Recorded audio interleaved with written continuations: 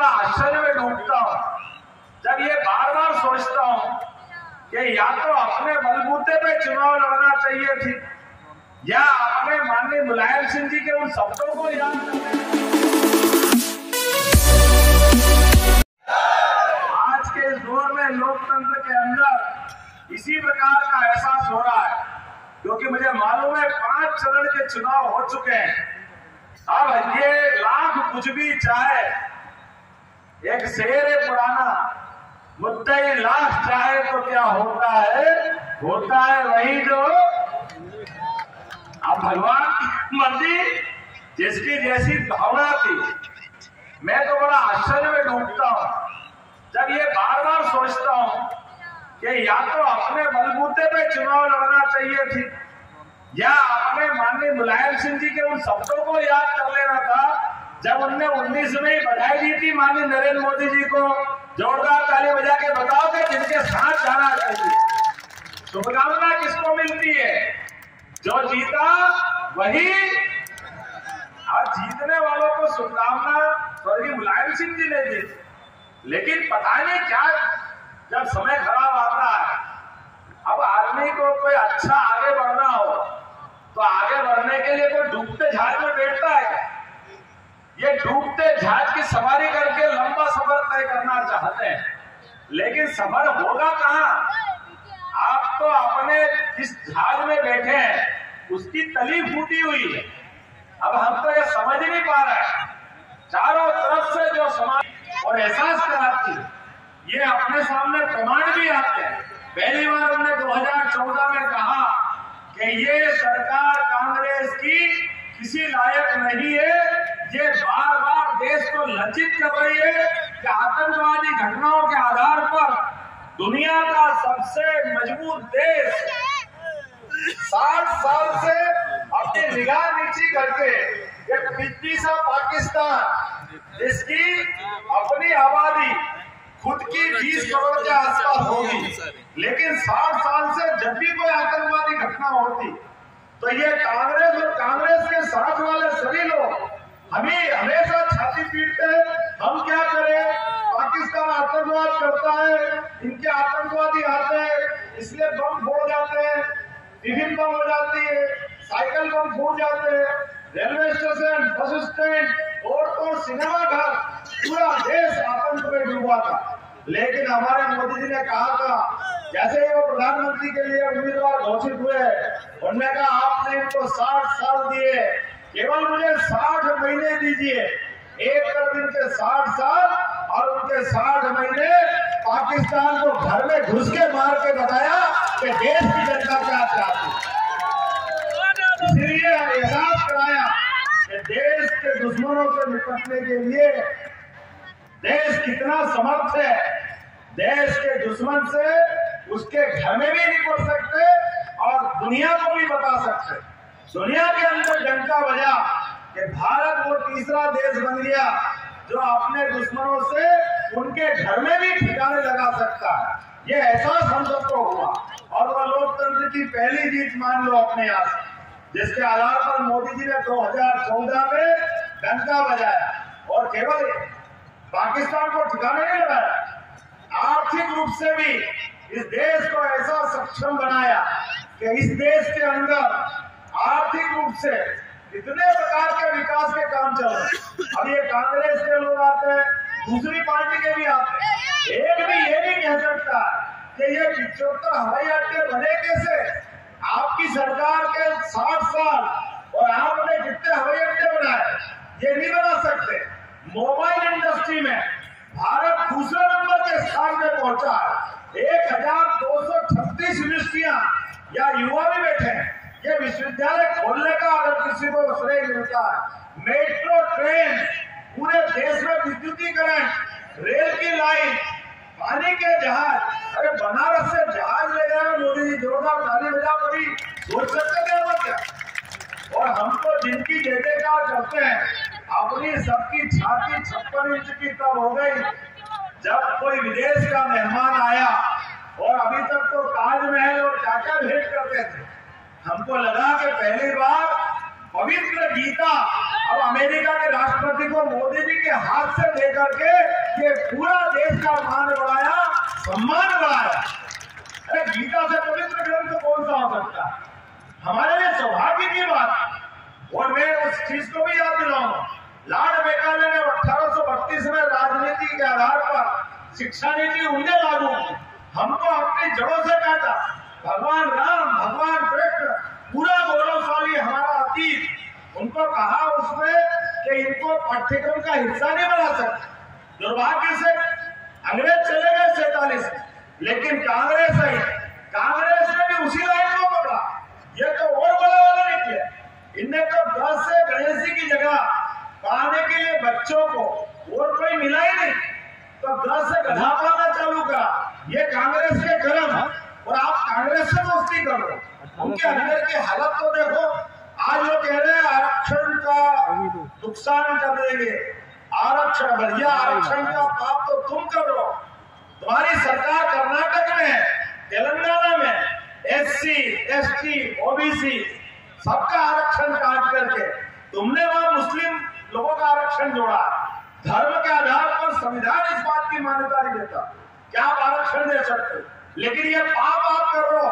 और मुझे इस बात की प्रसन्नता है, ये जितनी मर्जी आए करें, भारत के अंदर समय करवट बदल रहा है, और समय की बदलते करवट में 142 करोड़ का देश और दुनिया का सबसे इस देश में वो सब कुछ है जिसके बलबूते पर देश ने अपने उदाहरण पेश किए।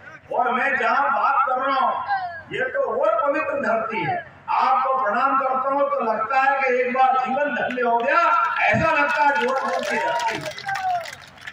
अगल बगल की सीमाओं को देखो, जिस देश की सीमाएं आज जितनी सुरक्षित है, हमारे यशस्वी प्रधानमंत्री के पहले अपने खुद के देश के अंदर आसपास के कोई देश देखो, न पाकिस्तान, न चाइना, और तो श्रीलंका जैसे छोटे से देश को भी अपने पास में चीन की गोद में बिठा करके सारी सीमाएं असुरक्षित कर ली थी। और मुझे खुशी है इस बात की, जैसे यशस्वी प्रधानमंत्री की सरकार बनी, हमारे अपने देश के अंदर क्या कमाल हुआ।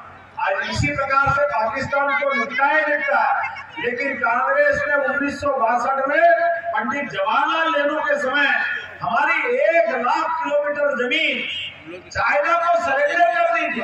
वो कलंक हमारे माथे पे लगा था।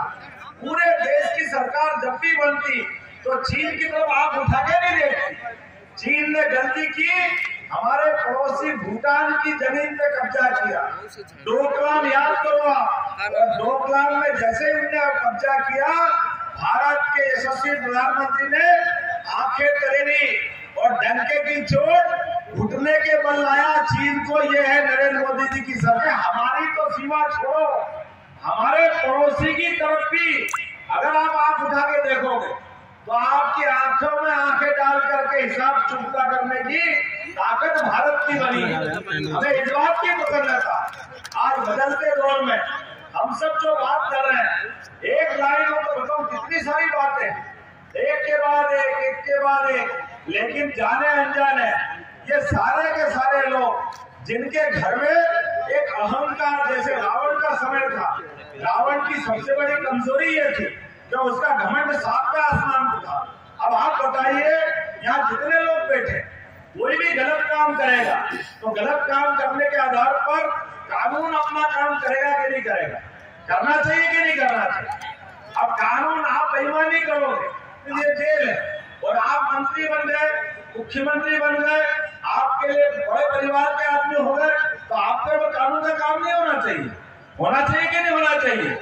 ये नरेंद्र मोदी जी का समय है, जिसने कहा है ना खाऊंगा ना खाने, ये अपने सभी लोगों की मेहनत का पैसा जनतंत्र के अंदर हमने सबने शपथ लेते हैं कानून के आधार पर, और ऐसे पवित्र शपथ लेकर के हमारे द्वारा ये व्यवहार होगा। ये नरेंद्र मोदी की सरकार है। आप बताइए, जितने लोग यहाँ बैठे सब आप याद रखना, हम तो भगवान कृष्ण को याद करें।